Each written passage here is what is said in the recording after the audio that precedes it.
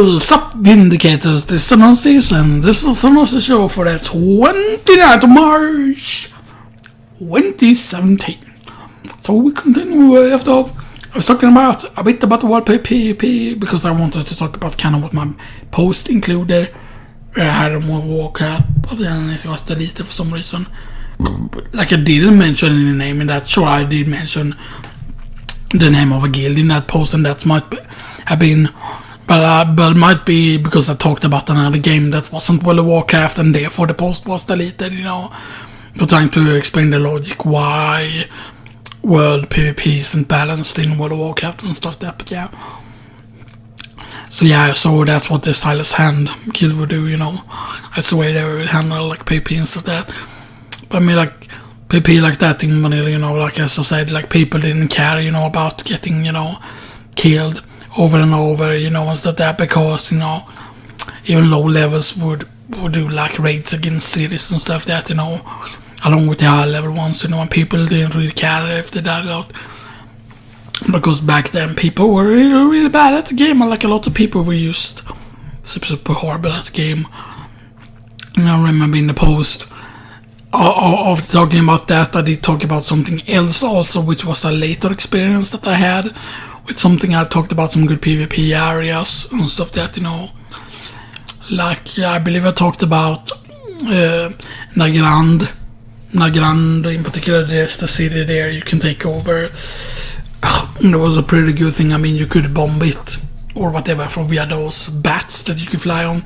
If you were holding on alliance, you were flying griffins and you would throw down, like bomb the guards in the city. You would do basically pretty much, and then you would be able to take over the cities. But then players could also be in the city, you know, and try and defend as well, you know, and stuff. And it would usually go very much back and forth on who controlled the city and stuff like that. And because you had the Hellfire Peninsula, the 3 stadiums, and so that they could take over, you know, that could lead to some more PvP. But one thing I forgot to mention in that post was like how when they did TBC, you know, like flying made sense in TBC, but then once a lot of people started being able to afford flying, you know, like flying was really expensive. Like once you reach max level, it took like a really long time to get there flying, you know. Because I believe you needed to be max level to even get the basic version of flying, I believe. If I'm not mistaken. Or it might have been earlier that you got the first level of the flying. And of course you got a quick flying speed later on, and like it was super mega expensive back then, you know. It was super mega expensive. But that also kinda messed up the world PvP once enough people started being able to fly, you know, like people would attack someone, you know, or they would kill someone, you know, and then they would plan like, haha, now I'm gonna gank this player, you know. And you know, both players would be like max level, but then it's considered ganking if you like manage to kill someone and then you want to camp their corpse, you know, and stuff like that. But then people would just try and race far enough away or behind a pillar or whatever, you know, and then they would just mount up immediately and just fly away like a scaredy cat, you know. And I just the behavior people started like adapting with that, like no one would ever like normally try and fight. And once people figured out, once enough people had flying, you know, and other people tried to level like alts through Burning Crusade, like on PvP servers, then players would use safely fly above, you know, wait until someone tried to like, or like even on PvE servers, people would literally fly around in like Hellfire Peninsula, wait until someone like tried to take over a stadium, or when they noticed, oh, someone is taking a flag at the stadium, then they would just fly over there, see what level the person is. Oh, the person is lower level than me. Then they would fly down and just kill them. Oh, but if it was another max level, then they would just wait for their friends to arrive and then gank the person. So, you know, PvP has kind of always been like that, you know, like people don't like some people want to fight fair, you know, in PvP, but mostly fair PvP fights are usually in duels. But then if we saw a lot of vanilla machinima videos or PvP videos rather, the one thing you would realize is a lot of those PvP duels that people had, or PvP videos, like ones that weren't in arena, ones that were actually duels, they would be like almost predetermined who would win, because often there was an agreement between the players, like the other player in a duel would not be allowed to use bandages, potions, like grenades and stuff like that. Because if you watch like Niar's PvP videos, in a lot of his videos he would use like bandages, he would use grenades, you know, bows and other stuff. And his opponents would like never like try and bandage, or you know, there was only one fight that I saw someone try and bandage, you know, and stuff like that. But yeah, it would literally have people like playing so bad that they wouldn't like even attack. There is a paladin, for example, a paladin that they fought who had like the hand of who had the Sulfius, the Ragnos, the legendary hammer. I think in that video, that paladin only like auto-attacked once, and then he may be judged once in that video as well. And the thing that you realized is he did a lot of damage to Niar at one point, but then Niar managed to like blind or sap him or whatever, and then heal up. But the thing is, like, if that paladin would have attacked from the beginning, you know, like in the beginning of the fight, the paladin just backpedals because he's in stealth, you know, and then he starts attacking the paladin, and then like the paladin like never really tries to auto attack or anything, you know. It's just at a certain point he uses Hammer of Justice, then he gets in like 2 attacks, and then Niar is almost dead, and then he just blinds him, heal up an enemy, and so he just kills him.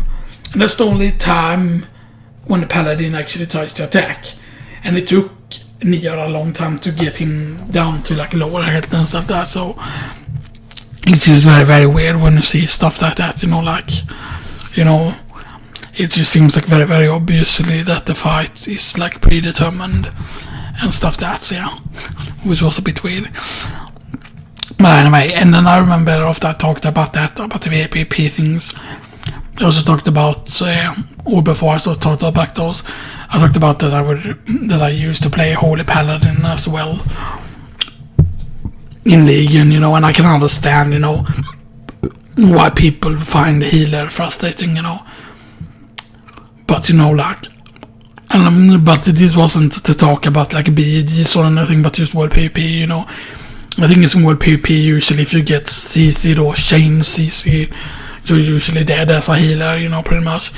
And then, you know, if you're trying to heal, like, sometimes you would have to try and, like, fake cast and stuff like that to trick people into wasting their CCs or waste their, like, their stuns or their interrupts on a bad spell.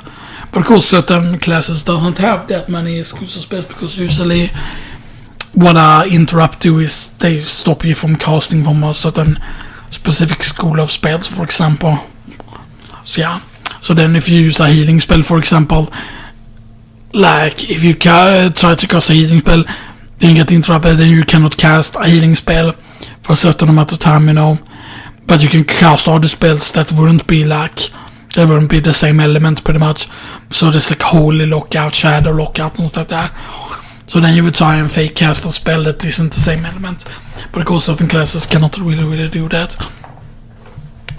But I don't know if Holy Priest, for example, would have like any kind of like discipline spells, or like spells that would count as discipline that they could use, start casting, then they get interrupted, and like the discipline school of spells gets interrupted, and then they can still cast their whole spells, you know, and then they can get a full free heal, you know, unless it's a class with several interrupts and stuff like that. But yeah,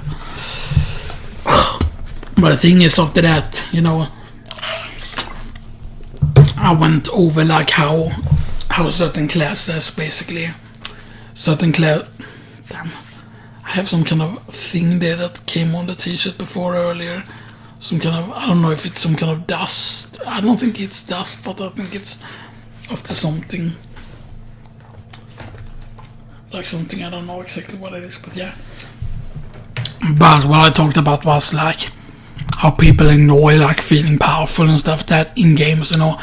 And that might be why Blizzard don't want to, you know, balance World PvP and stuff that, you know. And I find it weird, you know, I've seen like other people's posts just get deleted for no reason. And usually if it's, you talk bad about Blizzard and stuff that, you know. But, you know, I don't consider it to be bad, you know, not balancing like world PvP and stuff like that, you know. And it might have been just because I mentioned, you know, them not wanting to balance in world PvP, you know, and I just mentioned like why I think it is that they don't want to balance world PvP, because as I mentioned, you know, that world PvP was never balanced, you know, like people trying to say that world PvP was balanced in vanilla, TBC, Rat, or whatever expansion, you know. It has like never been balanced and stuff like that's the whole point, you know. And also it also made sense that world PvP is imbalanced, especially now that regular PvP arenas, battlegrounds now have all like fixed stats and stuff like that. And so you can get stronger like every 10 item levels, I believe, are 1% extra increase. So it depends on how much item level high you are than your opponents. But I think that is really weird. It's even like stuff like PvP trinkets, like the PvP versatilities trinkets. Those trinkets do nothing for you in like PvP and stuff like that. Actually, they give you stats, but they don't. You know, they contribute towards that item level stat increase, but they don't allow you even to use the effect in PvP, which is very, very weird, to be honest. You know, very, very weird, you know, considering, you know, PvP trinket, you know, and stuff like that. So yeah, I don't know what's up with that, you know. It's weird, you know, really, really weird. What else?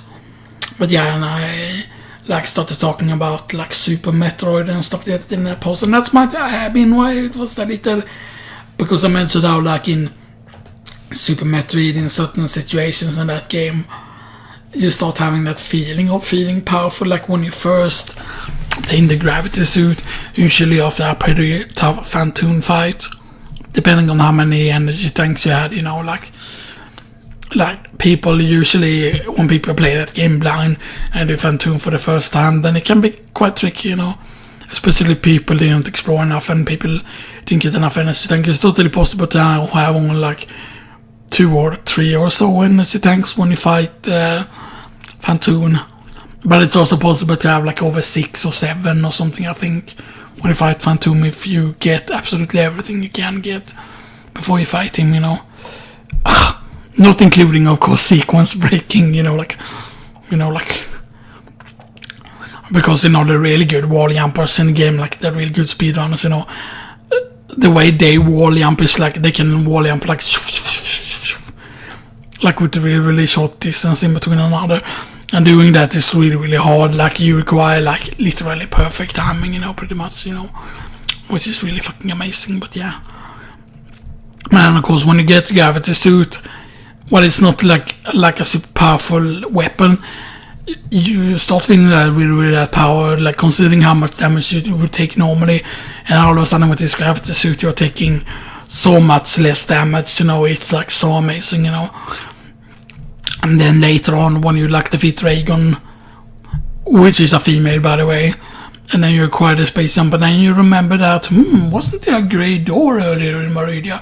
You go back there, you encounter some more pink purple-esque space pirates, and before you try to shoot them with your beam, you try to charge with your beam and attack them, you try to power bomb them, you try to super missile them, you try to regular missile them, you try to grapple beam them, nothing would work. But then you're in a room, the door closes behind you, another grey door. Oh shit, you go down to the bottom, you notice a shoulder statue, you shoot it, you get something called plasma beam. Okay, what is plasma beam exactly, you know, like back then, you know, when I was younger, you know, the first time I got plasma beam, like what, like do you mean blood, because, you know, plasma, you can call blood that type of plasma, you know, which is weird, but yeah. Anyway, I'm gonna do one last post now, so I'll be